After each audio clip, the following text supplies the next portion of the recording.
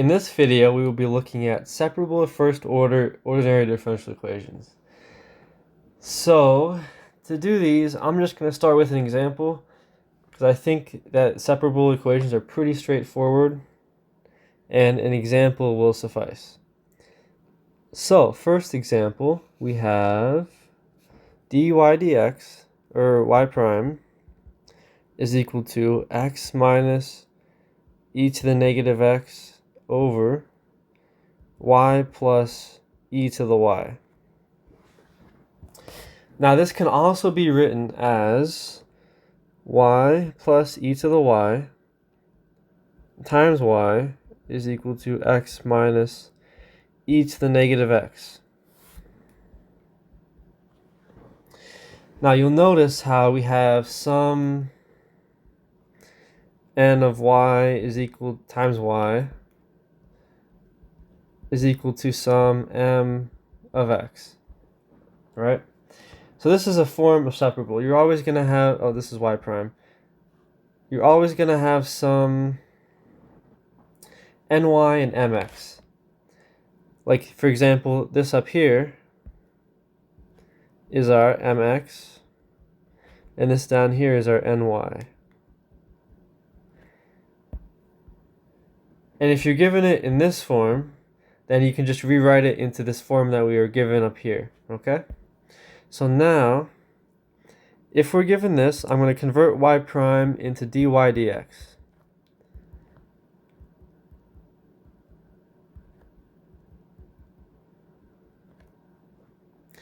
Okay, so now that I have this, the reason it's called separable equations is because we're going to actually separate it. We're going to separate the x's to be with the x's and the y's to be with the y's, basically. So, like, if we have dy on the left side here, if we want to get dy with this, with our ny term, we're going to multiply ny over to dy. So, like, we'll have y plus e to the y times dy is equal to, now we can multiply both sides by dx. So then we'll have x minus e to the x times dx. That was just an algebra trick. That's all I did. All I did was multiply by dx by both sides, and I multiplied by y plus e to the y on both sides. And I'm left with this. So now what we can do is now we just integrate both sides. So we'll integrate the left side with respect to y and the right side with respect to x. So for the left side, let's see, integral of y is y squared over 2. Integral of e to the y is just e to the y. And we have plus c1. And this side will have x squared over 2 plus, oh, wait a minute, that should be negative x. And this would end up being plus e to the negative x, right? Plus c2. So now, we just simplify this, and we're left with, well, first of all, these c's will combine. So c1 plus c2 is equal to c. We're going to have, if I multiply everything by 2, we'll have y squared plus 2e to the y is equal to x squared plus 2e to the minus x. And then because c1, well, c2 minus c1, what? Yeah, you can think of it like this. You can think of it like c2 minus c1 is equal to c in this case. So then we'll have plus c.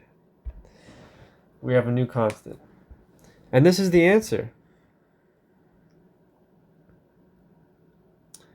This is the answer right here.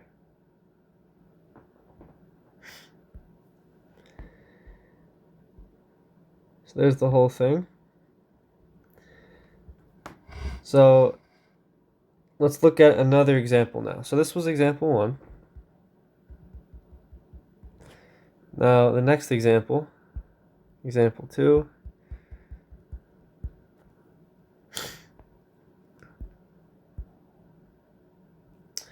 Let's look. So we have y prime is equal to sine squared y times sine squared of 2x. So first things first, I'm going to rewrite the y prime. So we have dy dx. It's very important that you rewrite the y prime. As you saw in the last problem, we want to get it in terms of dy and dx. So if I rewrite this side's still the same.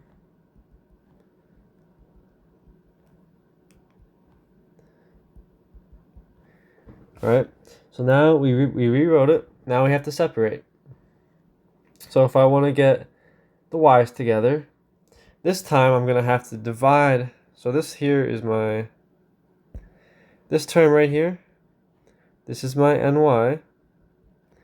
And this term right here is my mx. In this case, I have to divide both sides by ny. So that means we'll have dy over sine squared y. And I'm going to have to multiply both sides by dx. So that will leave us with sine squared 2x dx. Now, just like the last problem, we integrate both sides. So now, let's see.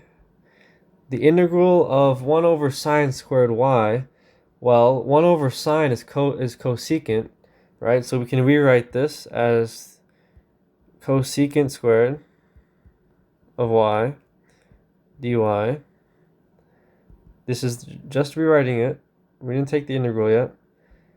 Sine squared, this stays the same, of 2x. Actually, we can also now rewrite the left side. So here we can rewrite this side, but now we can also rewrite this side.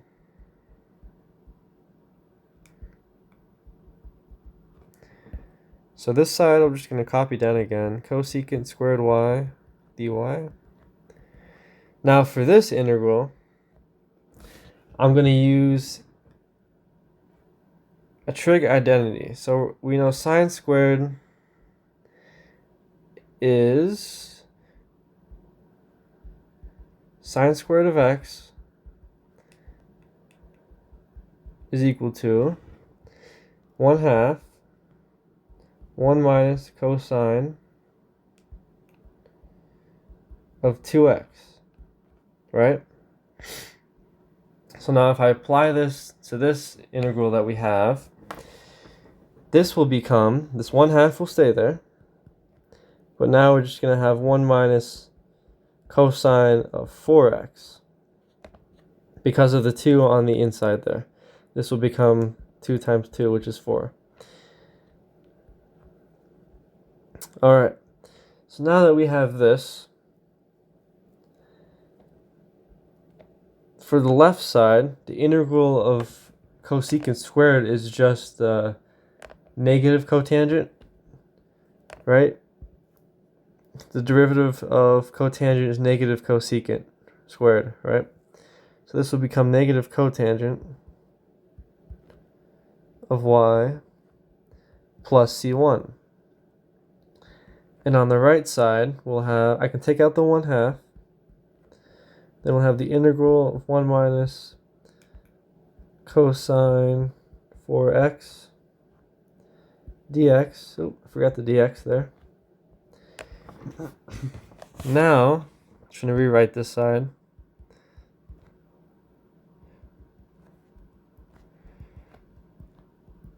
We'll have 1/2 times x, the integral of cosine of 4x would be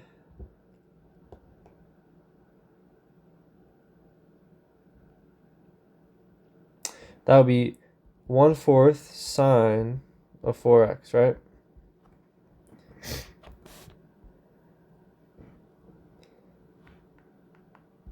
plus c, plus c2.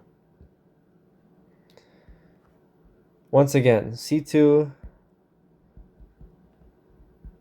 minus c1 is equal to c. So if I combine those, this is going to simplify to cotangent of y is equal to 1/2 times x minus 1/4. Oh, I can distribute that. So we have 1/2 x minus 1/8 sine of 4x plus c. And this is our answer. Now you'll notice that we don't have y by itself. Like if you look at this last question, we don't have it by itself either. This is called implicit. This is the implicit form. We didn't solve for y explicitly. This is implicit.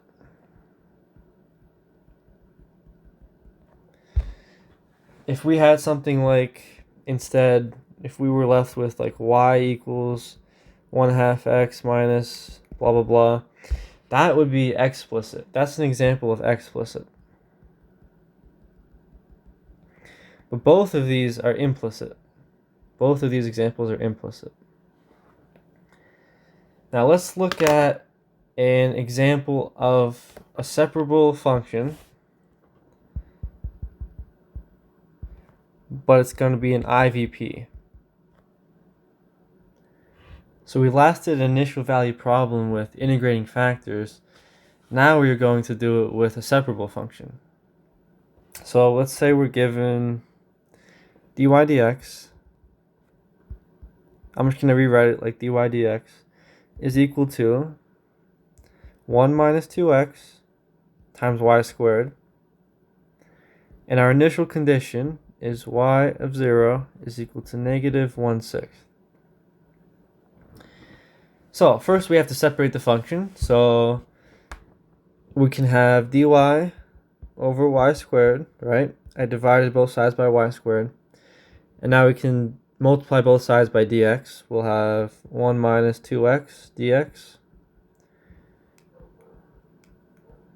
Now, just like before, we integrate both sides. I prefer to rewrite this as y to the negative 2 dy is equal to the integral 1 minus 2x dx. Oops. So now, if we integrate both sides, this will become negative times y to the plus 1, negative 1, is plus c1 is equal to x minus x squared plus c2. Right? Once again, we combine those c's, we're left with negative. I'm going to rewrite this as negative 1 over y is equal to x minus x squared plus c. That's an x. Okay. So now, to solve for y, I'm going to take the inverse of the whole thing. So if I flip this, if you flip the left side to be, first of all, let me do this first. Let me get rid of this negative here. So let me just multiply both sides by negative 1. This would become negative x plus x squared. Oops, plus x squared plus c. The sign doesn't change on the c, it doesn't matter, it's a constant. But now, to solve for y, we are going to take the inverse. So, like, for example, if we just rewrite this as y, we just take the inverse of the other side. So now this will become 1 over negative x plus x squared plus c. So now this is our answer to our separable equation. You'll notice that we solved for y here, so this is explicit. We explicitly solved for y. But now we have our initial condition. So we're given y naught was equal to negative 1/6, right? So just like I said before in the last video, y of x is equal to something, right? In this case, instead of I think in the last video we used t, but now in this case it's just x. So now we know x is 0, so we're going to have y, which is equal to 1, negative 1/6, is equal to 1/0 plus 0 plus c, right? I just plugged in 0 for x. Now to solve for c, we can take, just like we did before, we take the inverse. So now we're going to have negative 6 is equal to c. You see how I did that? We had negative 1/6 is equal to 1/c. If you take the inverse, c is equal to the inverse of negative 1/6 is 6. And that becomes negative 6. Okay, so now that we know that this is c, we go back to our explicit form that we have here, and I'm going to plug it in.